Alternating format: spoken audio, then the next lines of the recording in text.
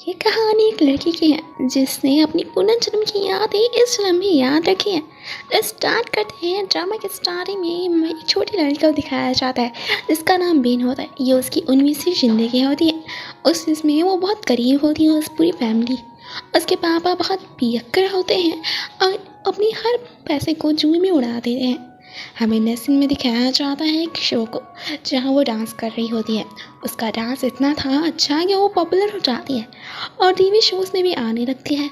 और उसके पापा उसे बहुत क्या पैसा भी कमा रहे होते हैं, लेकिन उसमें से एक को पैसा भी उसको नहीं दे रहे होते हैं और सारा पैसा वो जुए में हार जाते हैं। और वैसा ही उसका भाई भी था। उसके पास वो पैसा नहीं था तो वो पैसा मांगने आ जाता था, उसे लड़ने लगता था। इससे परेशान होके एक दिन एक औरत के पास चली जाती है और जाके उसके अंकल के बारे में बताने लगती है, क्योंकि 17वीं ज़िंदगी जी रही थी।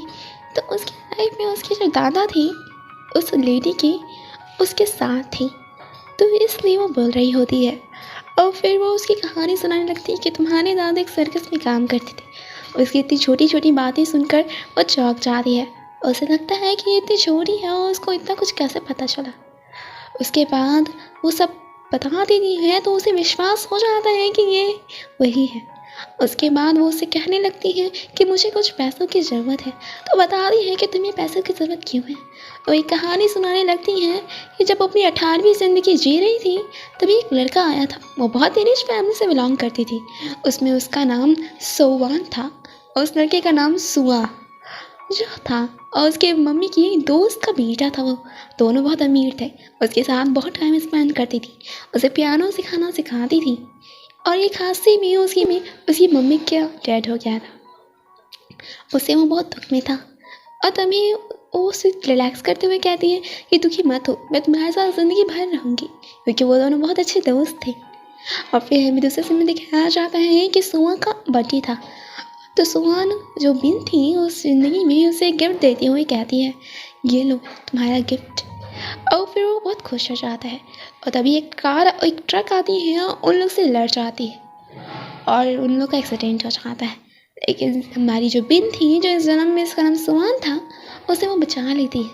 उसे मरने से वो बचा लेती है और अपनी जान कुर्बान कर देती है। और फिर हमें दूसरे सीन में दिखाया जाता है कि वो उसे सानी कहानी सुना रही होती है। उसे विश्वास हो जाता है और वो उसे पैसा दे देती है कि जाओ और उससे फिर मिलो, क्योंकि वो बहुत गरीब थी। अगर उसे दोबारा मिलती तो वो उसे पक्का एक्सेप्ट करता। तो जाके देखती है और सोचती है कि वो ज़िंदा है कि नहीं। और उसके पास के घर जाती है।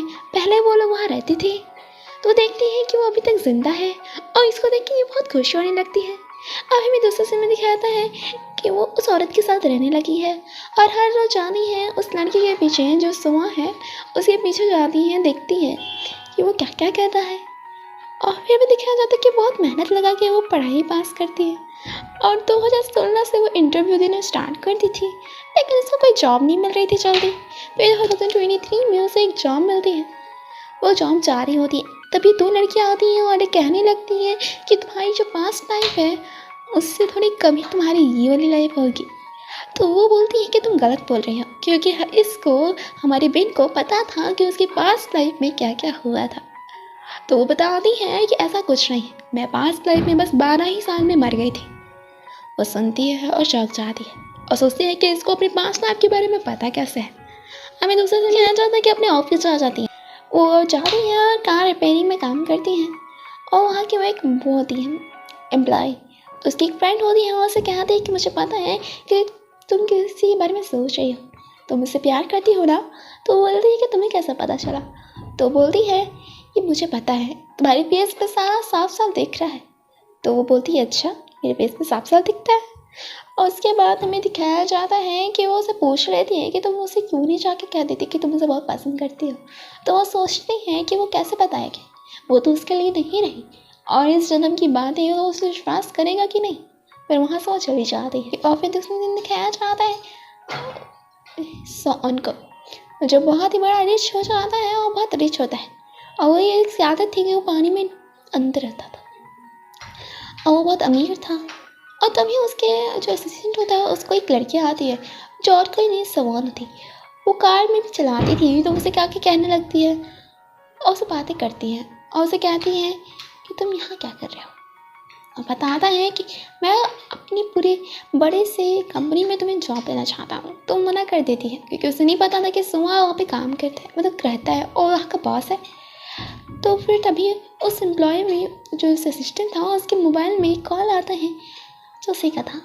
तो उठा लेता है और कहता है कि हेलो सर सुहा।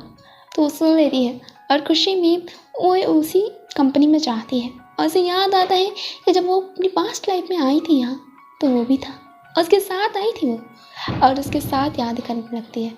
तो सुहा भी वहाँ पे आके उसको देख लेता है लेकिन वो वहाँ से चलना चाहता है और फिर वो पूरा होटल घूमने लगता है।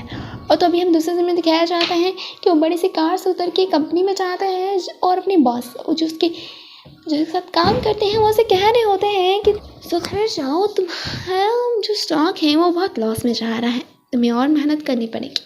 और यहीं से हमारा फर्स्ट पार्ट ख़त्म होता है। तो फिर मिलेंगे सेकंड पार्ट में।